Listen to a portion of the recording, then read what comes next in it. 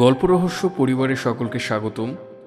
আজ আমরা শুনব রঞ্জিত চট্টোপাধ্যায়ের লেখা ভৌতিক গল্প ঘড়ি।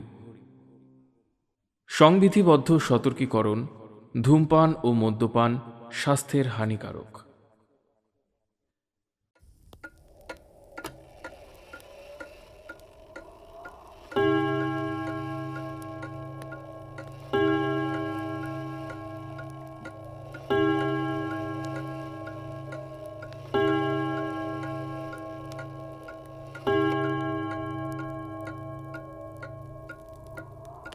টুংটাং করে 8টা বাজল। জলতরঙ্গের মতো ভারী মিষ্টি সুরেলা আওয়াজ। মানবেন্দ্র মুগ্ধ হয়ে তাকিয়েছিল গোলাকৃতি দেয়াল ঘড়িটার দিকে। বললে, তোমার ঘড়িটা বেশ তো, এত মিষ্টি আওয়াজ বড় একটা শুনিনি, আর পেন্ডুলামটাও অদ্ভুত। মৃদু হাসলাম, সত্যিই অদ্ভুত। গোল ঘড়িটার তলায় খানিকটা কাটা, সেই ফাঁক দিয়ে একটা লম্বা স্টিলের চেন বেরিয়ে এসেছে। তার গোড়ায় ঝুলছে একটা রক্তচক্ষু ড্রাগনের মুন্ড। প্রতি সেকেন্ডে সেকেন্ডে আন্দোলিত হচ্ছে ড্রাগন পেন্ডুলাম। মুন্ডটা ধাতব নয়, হাড়ের তৈরি। মানবেন্দ্র জিজ্ঞেস করলে, ঘড়িটা সংগ্রহ করলে কোত্থেকে? যেন একটা কিউরিও। বললাম, তাই বটে। ঘড়িটা এদেশীয় নয়, চীন দেশীয়। বয়সও হয়েছে 50 হলো। 50 বছর আগে আর্মেনিয়ান স্ট্রিটে পুরনো আসবাবের একটা দোকান ছিল। দোকানটা চালাতো এক বুড়ি চীনে মহিলা। আমার ঠাকুরদা গিয়েছিলেন সস্তায় একখানা ইজি চেয়ার কিনতে। এই চীনে ঘড়িটা তার নজরে লেগে গেল। বুড়ি কিন্তু বেচতে চায় না, বলে, ঘড়িটা ভূতে পাওয়া, ওটা নিও না বাবু। ভূতে পাওয়া ঘড়ি? সেটা কিরকম? মানবেন্দ্র কৌতূহল বোধ করলে। বললাম, আমার ঠাকুরদাও ঠিক এই প্রশ্নই করেছিলেন। উত্তরে বুড়ি একটু চুপ করে থেকে একটা ছোট্ট গল্প বলেছিল। আমাদের কাছে সেটা গল্প, কিন্তু বুড়ির কাছে সত্য ঘটনা। ঘটনাটা বলি, শোনো। মানবেন্দ্র বললে, তার আগে আর একটা সিগারেট দাও হে শশাঙ্ক। চীনে বুড়ি, ড্রাগন মার্কা ঘড়ি, বেশ একটা রোমাঞ্চের গন্ধ পাওয়া যাচ্ছে। আরেক পেয়ালা কফিও চলবে তো? চাকরকে ডেকে ফরমায়েশ করলাম। পৌষের শেষ, শীত যেমন পড়বার তেমনই পড়েছে। তবু কুয়াশাটা এবছর অত্যাধিক। সন্ধ্যা হতে না হতেই শহরতলির মনোরম ছবি চাপ চাপ কুয়াশায় লেপে মুছে একাকার হয়ে যায়। শীতের সন্ধ্যা এরই মধ্যে নিশুতি রাত হয়ে উঠেছে। পথে ঘাটে লোক চলাচলের শব্দ নেই, তার বদলে শোনা যাচ্ছে থেকে থেকে একটা গুমড়ে ওঠা চাপা কাতরানি। কি জানি কেন আজ সূর্যাস্তের পর থেকেই শীতের হাওয়া পথে পথে কেঁদে বেড়াচ্ছে। পরিবেশটা ছমছমে, সন্দেহ নেই। এমন পরিবেশে মনটা প্রতিদিনের ব্যস্ত জীবনের ভিড় থেকে পালিয়ে ভিন্নতর স্বাদ পেতে চায়। নিরিবিলি গৃহকোণে 2-4টি বন্ধুর সঙ্গে ঘন হয়ে বসতে চায়। লৌকিক জগৎ থেকে অলৌকিক জগতে বিচরণ করতে চায়। বোধহয় এই কারণেই মানবেন্দ্র আমার শহরতলির বাড়ির বৈঠকখানায় এসে এই পৌষ সন্ধ্যায় জমায়েত হয়েছে। আমার দেয়াল ঘড়িটা সে আগে কখনো দেখেনি তা নয়, কিন্তু ঘড়িটা সম্পর্কে তার মুখ থেকে কোনো কৌতূহল প্রকাশ পায়নি। হয়তো এই পৌষ সন্ধ্যায় ছমছমে পরিবেশই তার কৌতূহলকে আজ জাগিয়েছে। কফি এলো, সিগারেট জ্বলল। মানবেন্দ্র সোফার উপর পা তুলে আলোয়ান মুড়ি দিয়ে সিগারেটের ধোঁয়া ছেড়ে বললে, নাও এবার বলো সেই চীনে বুড়ির গল্প। বললাম, গল্পটা চীনে বুড়িকে নিয়ে নয়, তার বলা। হোচি জাতে চাষি হলেও সে ছিল ঘড়ি তৈরির ওস্তাদ কারিগর। গাঁয়ে বসে বসে সে নানা রকম ঘড়ি তৈরি করত, আর মাসে একবার করে শহরে যেত বেচতে। সংসারে ছিল তার স্ত্রী তান আর একটি মেয়ে। তার বউ তান ছিল সুন্দরী, স্বাস্থ্যবতী। চাষির ঘরে অমন রূপ বড় একটা দেখা যায় না। হোচির সৌভাগ্যে অনেকের চোখ টাটালেও বউ নিয়ে তার সংসার ভারী সুখের। হচি শুধু ঘড়িই করত, আর চাষের কাছ থেকে গৃহস্থলীর সব রকম কাজ সারত একা তান। সেবায় যত্নে ভালোবাসায় তান আলোর মতো হাওয়ার মতো ঘিরে রেখেছিল হচির জীবনকে। একবার শহর থেকে ঘুরে এসে হচি ঘরে তানকে দেখতে পেল না। শুধু ঘরে নয়, সারা গায়ে খুঁজে পেল না। পাগলের মতো হয়ে গেল হচি। অনেক চেষ্টায় খবর পাওয়া গেল গাঁয়ের জমিদার তানকে হরণ করে অনেক দূরে নিয়ে গেছে, সেই নানকিং শহরে। খবরটা পাওয়ার পর থেকে হচি আশ্চর্য রকম চুপচাপ হয়ে গেল। দেখা গেল অনেক দিন বাদে আবার সে একটা দেয়াল ঘড়ি তৈরি করতে হাত লাগিয়েছে। এমন কিছু অসাধারণ ঘড়ি নয়, কোনো বাহারি নকশা নেই, তবু এত মন দিয়ে সে আর কখনো ঘড়ি বানায়নি। দিনে সে ঘড়ির কাজ করে, আর রাতে করে অন্য কাজ, ভূত প্রেতের পুজো। হচি তন্ত্রমন্ত্র জানত। সারা রাত ধরে সে ঘড়িটার সামনে ধূপধুনো জ্বালায় আর বিড়বিড় করে মন্ত্র পড়ে। এক নাগারে 7 রাত ধরে চলল ভূতের পুজো। তারপর হচি একটা মরা শকুনের হাড় থেকে খোদাই করলে একটা ড্রাগনের মুন্ড, চোখ দুটো লাল রং দিয়ে আগুনের মতো জলজলে করে দিলে। তারপর মুন্ডটা আটকে দিলে স্টিলের চেনের গোড়ায়। দুলতে লাগলো ড্রাগনের মুন্ড, আর মুহূর্তে রক্তবর্ণ চোখ দুটো নিষ্ঠুর রক্ততৃষ্ণায় ঝলসে উঠতে লাগল। মানবেন্দ্রর 2 আঙুলে ধরা জ্বলন্ত সিগারেটের মুখে লম্বা ছাই জমেছে। চুপ করে বসে শুনছে। জানলার কাচের শাঁসি দিয়ে দেখা যাচ্ছে ধোঁয়া ধোঁয়া কুয়াশার বস্তুহীন রহস্য জগৎ। শোনা যাচ্ছে শীতের হাওয়ার ফুঁপিয়ে ওঠা বিলাপ। আমি বলতে লাগলাম। এরপর হচিকে দেখা গেল নানকিং শহরে। গাঁয়ের জমিজমা বেচে শহরে এসে আস্তানা পেতেছে। খুঁজে বেড়াচ্ছে জমিদারের ডেরা। যত বড় শহরই হোক, খুঁজতে খুঁজতে জমিদারের ঠিকানা পাওয়া গেল শেষ পর্যন্ত। হচি কিন্তু জমিদারকে খুন করার চেষ্টা করলে না, তার বিরুদ্ধে নারীহরণের নালিশও করলে না। একদিন সে শুধু তিব্বতী লামা সেজে এই ঘড়িটা জমিদারকে উপহার দিয়ে এলো। বললে, বড় পয়মন্ত এই ঘড়ি, যার ঘরে থাকে তার সকল বিষয় শুভ হয়। জমিদার খুশি হয়ে ঘড়িটা নিজের ঘরে টাঙিয়ে রাখলে। 1 বছর বাদে হঠাৎ ঘড়িটা একদিন বন্ধ হয়ে গেল। আশ্চর্যের বিষয়, ঘড়িটায় পুরো দম দেওয়া ছিল, তবু বন্ধ হয়ে গেল। আর পরদিনই হঠাৎ দম বন্ধ হয়ে মারা গেল জমিদার। বয়স ছিল 40-এর সামান্য কিছু ওপরে, নিরোগ সবল স্বাস্থ্য, তবু মারা গেল হঠাৎ। খবর পেয়ে অনেক দিন বাদে হচির মুখে হাসি দেখা দিল। মানবেন্দ্রর নিশ্চুপ দেহটা একবার নড়ে উঠল। বললে, ভারী আশ্চর্য তো।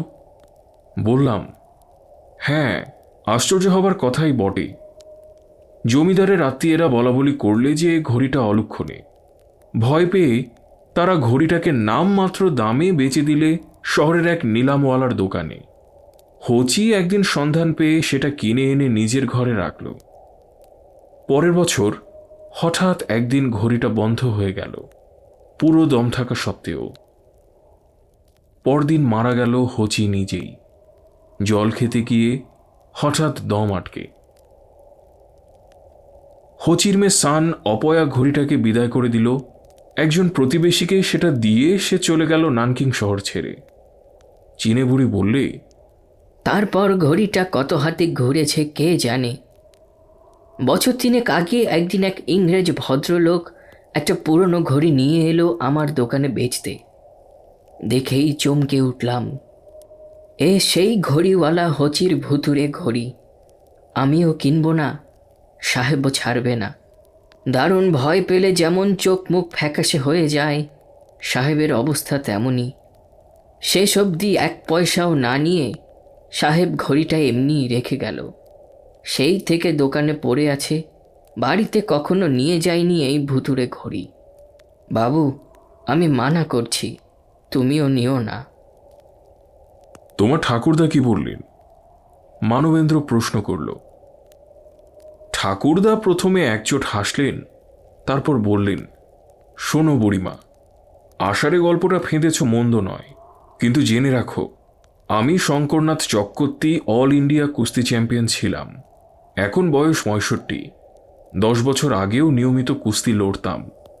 ভূত টুত আমি মানিনি। বুড়ি বললে, তুমি ভূত মানো না? ঠাকুরদা বললেন, না। কিন্তু বিশ্বাস করো ভূত আছে। থাক, আমার কিছু আসে যায় না। আমার নাম শঙ্কর, মানে ভূতনাথ। আমি ভূতদের প্রভু। আমার শখ হয়েছে ঘড়িটা আমি কিনবই। বেশি দর না বাড়িয়ে সোজাসুজি বলো কত দিতে হবে। বুড়ি অত্যন্ত ম্রিয়মাণ হয়ে গেল। বললে, তুমি যখন ভুতুরে ঘড়িটা কিনবেই, তখন যা তোমার ইচ্ছা দাও, তবে তোমার ঠিকানাটা লিখে দিয়ে যেও। ভগবান বুদ্ধ তোমায় রক্ষা করুন। মাত্র 5 টাকায় বার্গেন করে ঠাকুরদা ঘড়ি নিয়ে বাড়ি ফিরলেন। মানবেন্দ্র বললে, তারপর? আমার সিগারেট নিভে গিয়েছিল। আবার ধরিয়ে বললাম, তারপর ঘড়িটার কথা বাড়ির সবাই প্রায় ভুলেই গিয়েছিল। বৈঠকখানায় টাঙানো আছে, নির্ভুল সময় দেয়, মিষ্টি আওয়াজ করে প্রহর ঘোষণা করে। হঠাৎ এক শীতের সকালবেলা কম্বলে মোড়া এক মূর্তি এসে হাজির। চুলগুলো সনের নুড়ি, সারা মুখের চামড়া গিলে করা, চোখ দুটো নেই বললেই চলে। বললে, শঙ্করনাথ চক্রবর্তী আছেন? ঠাকুরদা এসে চিনে বুড়িকে দেখে অবাক। বললেন, কি ব্যাপার বুড়িমা, তুমি হঠাৎ? বুড়ি আস্তে আস্তে বললে, ঘড়িটা তুমি যেদিন কিনেছিলে, সেদিন থেকে আজ ঠিক 1 বছর পূর্ণ হলো। তোমার কোনো বিপদ আপদ হয়নি তো? হেসে উঠলেন ঠাকুরদা। ওহ, সেই খবরের জন্য খুঁজে খুঁজে আমার শহরতলির বাড়িতে এসেছ? না বুড়িমা, আমার কোনোই বিপদ হয়নি। আমাকে দেখেই বুঝতে পারছো। বলেছি তো, আমি ভূতদের প্রভু, ভূতটুত মানি না। তবে ঘড়িটা চমৎকার, ঠিক টাইম দিচ্ছে। বুড়ি যেন হেরে গেল। তবু লক্ষ্য করলাম, আস্তে আস্তে তাঁর আঁকিবুকি কাটা মুখ প্রসন্ন হয়ে উঠেছে। বুড়ি চলে যাবার সময় ঠাকুরদা প্রশ্ন করলেন, আচ্ছা, ঘড়িটার বিষয়ে এমন আজগুবি গল্প তুমি শুনলে কোত্থেকে? বুড়ি গলায় বিশ্বাসের জোর এনে বললে, আজগুবি নয়, সত্য ঘটনা। বটে, আচ্ছা সত্য ঘটনাই সই। তুমি কোত্থেকে জানলে? চলে যেতে যেতে আস্তে আস্তে বুড়ি বললে, আমি ঘড়িওয়ালা হচির মেয়ে সান। আলোয়ানখানা ভালো করে জড়িয়ে মানবেন্দ্র বললে, যাক, কোনো দুর্ঘটনা তাহলে আর হয়নি। একটু চুপ করে থেকে বললাম, হয়েছে। মানবেন্দ্র 2 চোখে প্রশ্ন নিয়ে চেয়ে রইল। জানলার বাইরে পৌষের রাত কান পেতে শুনছে হাওয়ার ফুলে ফুলে কান্না। হাওয়ার হাহাকার আরও বেড়েছে। ঝাপসা কাচের শার্সি বেয়ে গড়িয়ে পড়ছে হিমের ফোঁটা। আমি আবার শুরু করলাম। চীনে বুড়ি যেদিন এসেছিল, সেদিন ঘড়ি কেনার পর 1 বছর পূর্ণ হয়। 1 বছরের মধ্যে ঘড়িটা একবারও বন্ধ হয়নি, কিন্তু সেই দিন সন্ধেবেলা বন্ধ হয়ে গেল। দম দিতে গিয়ে দেখা গেল পুরো দম রয়েছে। তবু ঠাকুরদা বললেন, কাল ঘড়িটা ভালো দোকানে অয়েলিং করতে দিও শশধর। শশধর আমার বাবার নাম। বাবা বললেন, অয়েলিং তো মাস 3 হলো করানো হয়েছে। ঠাকুরদা বললেন, তবু একবার দেখিও। হাজার হলেও ঘড়িটার বয়স হয়েছে। অনেক নেড়েচেড়েও ঘড়িটাকে চালানো গেল না। পরদিন ভোরবেলা থেকে ঠাকুরদা বুকে একটা ব্যথা অনুভব করতে লাগলেন। যত বেলা হতে লাগলো, ব্যথাটা বেড়েই চলল। ঘড়ির ইতিহাস আমার ঠাকুমাও শুনেছিলেন। তার মুখ শুকিয়ে গেল। বারবার বলতে লাগলেন, এত জেদ ভালো নয়। এ নিশ্চয়ই ওই অলক্ষণে ভুতুরে ঘড়িটা ঘরে রাখার ফল। ডাক্তার এলো। ঠাকুরদাকে পরীক্ষা করে বললেন, করোনারি অ্যাটাক। শুনে সবাই আশা ছেড়ে দিল। বাড়িময়ে নেমে এলো শোকের ছায়া। শুধু ঠাকুরদার মুখ আনন্দে উজ্জ্বল হয়ে উঠল, যেন জিতে গিয়েছেন। হাঁপাতে হাঁপাতে বলে উঠলেন, শুনলে তোমরা সব, আমি মরছি থ্রম্বসিসে, স্বাভাবিক রোগে, ভুতুরে ঘড়ির প্রভাবে নয়। ভূত বলে কিছু নেই, বোগাস। বিকেল নাগাদ ঠাকুরদার হার্টের ঘড়িও বন্ধ হয়ে গেল, কিন্তু অন্তিমকাল পর্যন্ত তিনি জোর গলায় ঘোষণা করে গেলেন, ভূত নেই। মানবেন্দ্র বললে, তোমার কি মনে হয় শশাঙ্ক, সত্যিই ভূত নেই? বললাম, ও বিষয় নিয়ে কখনো মাথা ঘামাইনি, কেননা মাথা ঘামাবার কোনো কারণ ঘটেনি। আমি ফাঁকা বাড়িতে রাত কাটিয়েছি, শ্মশানে গিয়েছি গভীর রাতে, পাড়াগাঁয়ে অন্ধকার রাস্তায় একা একা হেঁটেছি, কখনো ভূতের হাসি কান্নাও শুনিনি, কোনো ছায়ামূর্তির দেখাও পাইনি। তাহলে তোমার বিশ্বাস তোমার ঠাকুরদার হঠাৎ মৃত্যুর কারণ হচির ভুতুরে ঘড়িটা নয়? না, ঘড়িটা কারণ নয়। চীনে বুড়ির চেয়ে ডাক্তারের ওপর আমার বিশ্বাস বেশি। একটু থেমে মানবেন্দ্র বলল, কিন্তু শঙ্করনাথের করোনারি অ্যাটাক, ঘড়িটা বন্ধ হবার ঠিক পরদিনই হলো কেন? 2-5 দিন আগে বা পরেও তো হতে পারত। বললাম, পারত বই কি, কিন্তু ঘড়ি বন্ধ হবার পরদিনই ঠাকুরদার মৃত্যুটা নেহাত অ্যাক্সিডেন্টাল, মানে কাকতালীয় ঘটনাও তো হতে পারে। ঘড়ি বন্ধ না হলেও হয়তো ঠাকুরদার বাঁচার মেয়াদ ওই দিনই ফুরোতো। কিন্তু পুরো দম থাকা সত্ত্বেও ঘড়িটা হঠাৎ বন্ধ হলো কেন? আমার হাসি পেয়ে গেল। বললাম, ঠিক জানি না, বহু পুরনো কলকবজা কখন কি কারণে বিগড়ে যায় ধরা মুশকিল। কিন্তু তা নিয়ে তোমার মাথায় দুশ্চিন্তা ঢুকলো কেন হে? বিজ্ঞান যুগের লোক হয়ে তুমি ভূতে বিশ্বাস করো নাকি? মানবেন্দ্র একটু অপ্রস্তুত হল, গম্ভীর হয়ে বললে, বিশ্বাস যে করি তা বলতে পারি না, আবার বিশ্বাস করি না তাও জোর করে বলা চলে না। তবে এই লৌকিক বস্তু জগতের বাইরে একটা অদ্ভুত অলৌকিক জগৎ আছে, সেটা বিশ্বাস করি। তাই নাকি? সেই অলৌকিক জগতে আছে কি শুনি? ছায়া ছায়া চেহারা, নাকি সুরে কান্না, আর বিকট অট্টহাসি। মানবেন্দ্র, বয়স তোমার 40 পার হলো, পেশায় ফিজিক্সের প্রফেসর, এখনো গ্রাম্য সংস্কার গেল না। মানবেন্দ্র চুপ করে আমার বিদ্রূপ হজম করলে, তারপর আরও গম্ভীর হয়ে বললে, একে সংস্কার বলে বিদ্রূপ করো না শশাঙ্ক, এটা অনুভূতির ব্যাপার। অনেক সময় স্থূল অনুভূতি দিয়েও বোঝা যায়, কিন্তু বোঝানো যায় না। একদিন হয়তো সত্যটা তুমি নিজেই বুঝবে। হেসে উঠে বললাম, বেশ, তেমন দিন যদি কখনো আসে আমার বিদ্রূপ সেদিন ফিরিয়ে নেব। কিন্তু আমি আবার বলছি, ভৌতিক গাঁজায় আমার নেশা হয় না। তর্ক আর বাড়ালো না মানবেন্দ্র, খানিক চুপ থেকে প্রশ্ন করলে, তোমার ঠাকুরদা গত হয়েছেন কতদিন হলো? 5 বছর হলো। এর মধ্যে তোমাদের পরিবারে আর কোনো দুর্ঘটনা ঘটেছে, কোনো মৃত্যু? বললাম, দীর্ঘ 5 বছরে কোনো দুর্ঘটনা বা মৃত্যু ঘটেনি এমন কোনো পরিবার দেখাতে পারো? মানবেন্দ্র বললে, আমি জানতে চাইছি শুধু তোমাদের পরিবারের কথা। আমারটাও আর 5টা পরিবারের মতো। ঠাকুরদা মারা যাওয়ার বছর 2 বাদে আরেকটা মৃত্যু ঘটে আমাদের পরিবারে, তবে সে মৃত্যুও ভৌতিক নয়, তার একটা স্পষ্ট কারণ ছিল।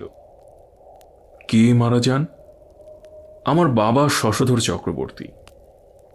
1 মিনিট আমার মুখের পানে তাকিয়ে রইল মানবেন্দ্র, তারপর জিজ্ঞেস করলে, কিভাবে? বলতে লাগলাম, আমার বাবা ছিলেন গ্লাসগো ইউনিভার্সিটির পাশ করা ইলেকট্রিক্যাল ইঞ্জিনিয়ার, একটা বিলিতি কোম্পানিতে চাকরি করতেন। কাশীপুরে তাদের বিশাল ফ্যাক্টরি, সেখানেই ছিল বাবার কাজ। বছর 3 আগে আমার এক পিস্তুত বোনের বিয়ে লাগলো। বিয়েটা হবে আমাদের এই বাড়িতেই। দিনটা মাঘ মাসের মাঝামাঝি। সেদিন সকাল থেকেই বিয়ে বাড়িতে সাড়া পড়ে গেল। সাজানো গোছানো, ভিয়েন চড়ানো, কম্পাউন্ডে প্যান্ডেল বাঁধা, সব শুরু হয়ে গেল। আত্মীয় স্বজনে বাড়ি ভর্তি, হাসি খুশির মেলা। বেলা 12টা নাগাদ বাবার কাছে টেলিফোন এলো, কারখানার মেশিনারি চলছে না, কোথায় কি বিগড়েছে ধরাও যাচ্ছে না, এখনই একবার যেতে হবে, নইলে বিরাট ক্ষতি হয়ে যাবে। ঠাকুরদা নেই, বিয়েবাড়ির আসল কর্মকর্তা বাবা, বিয়ের জন্য তার ছুটিও নেওয়া আছে, অথচ এ কি বিভ্রাট। বাবা বললেন, আমি যাব আর আসব, বড়জোর ঘন্টা 2-3, বর আসার আগেই ফিরব। চলে গেলেন, আর সেই যে গেলেন, ফেরবার লক্ষণ নেই। কাজ পাগল মানুষ, হয়তো অ্যাসিস্ট্যান্টদের কাজ বোঝাচ্ছেন। এদিকে দুপুর গড়িয়ে বিকেল হলো, সন্ধ্যা লগ্নেই বিয়ে, বর এসে পড়বে এখনই, বাবার দেখা নেই। বাড়ি শুদ্ধ লোক ভাবনায় অস্থির। শীতের সন্ধে একটু তাড়াতাড়িই নামে। অন্ধকার হয়ে আসার সঙ্গে সঙ্গে কারখানা থেকে আবার টেলিফোন এলো, বাবা হসপিটালে, অন্যমনস্ক হয়ে একটা হাই ভোল্টের তার ছুঁয়ে ফেলেছেন। হসপিটাল থেকে বাবা আর বাড়িতে আসেনি। মানবেন্দ্র চেঁচিয়ে বলে উঠল, ঘড়িটা তখন চলছিল কি? না, একদিন আগে বন্ধ হয়ে গিয়েছিল। কিছুক্ষণ আর কথা হলো না। বাইরে শীতের হাওয়া হু হু করে কেঁদে কেঁদে উঠছে। ঘরের মধ্যেকার স্তব্ধতা ক্রমেই যেন ভারী লাগছে। মানবেন্দ্র উঠে পায়চারি করতে লাগল। তারপর হঠাৎ থেমে বললে, ঘড়িটাকে আর রেখো না শশাঙ্ক, ফেলে দাও। কেন? ঘড়ির কি দোষ? এখনো বুঝতে পারছো না? বেশ, তুমি না পারো, কাছেই গঙ্গা, আমি ঘড়িটাকে ফেলে দিয়ে আসছি। বুঝলাম মানবেন্দ্র উত্তেজিত হয়েছে। বললাম, পাগলামি করো না, ঘড়িটা আমার ঠাকুরদার স্মৃতি, ফেলে দিলে তাকে অপমান করা হয়।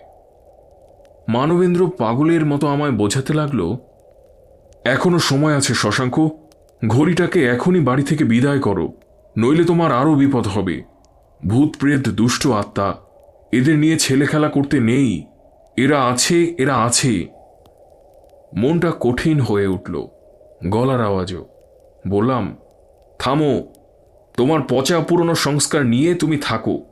ভূত সম্পর্কে আমরা নাস্তিকের বংশ, ভূত আমি মানি না, মানি না, মানি না।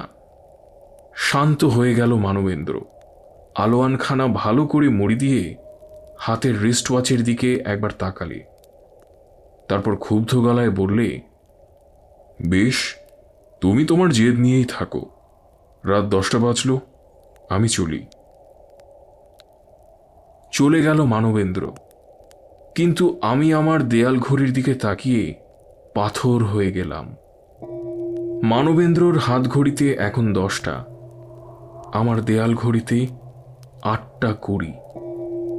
আবার তাকালাম, ভালো করে তাকিয়ে দেখলাম পেন্ডুলামের চেন নড়ছে না, দুলছে না মরা শকুনির হাড়ের তৈরি রক্তচক্ষু ড্রাগনের মুন্ড। বাবা মারা যাওয়ার 3 বছর পরে ঘড়িটা আবার বন্ধ হলো, অথচ আজই সকালে আমি নিজে দম দিয়েছি। ঘড়িটার দিকে তাকিয়ে থাকতে থাকতে আমার কেমন যেন শীত করতে লাগলো। ভূত সম্পর্কে নাস্তিক বংশের ছেলে আমি, আমার মনের জোর কি কমে আসছে? চোখ সরিয়ে জানলার দিকে তাকালাম।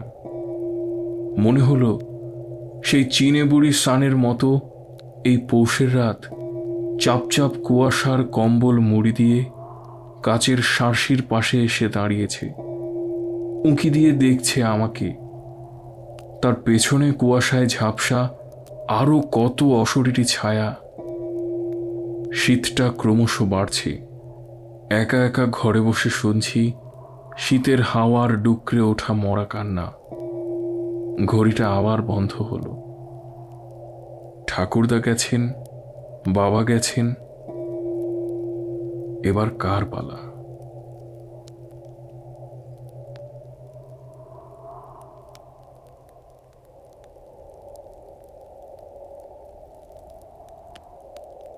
আজ আমরা শুনলাম রঞ্জিত চট্টোপাধ্যায়ের লেখা ভৌতিক গল্প ঘড়ি। আমাদের এই আয়োজনটি ভালো লেগে থাকলে সাবস্ক্রাইব করে ও বেল আইকনে ক্লিক করে আমাদের পাশে থাকুন, বন্ধুদের সাথে শেয়ার করুন। ঘরে থাকুন, সুস্থ থাকুন। ধন্যবাদ।